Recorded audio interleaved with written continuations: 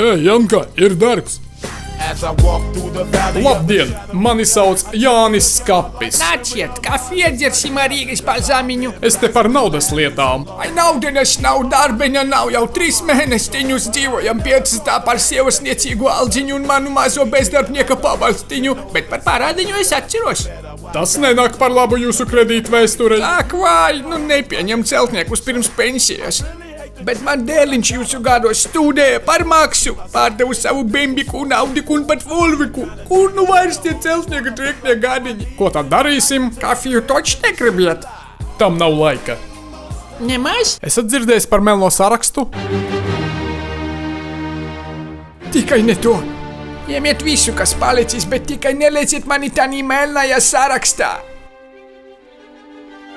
Davai, suda brāli, ieraksti savā sarakstā un pazūdi.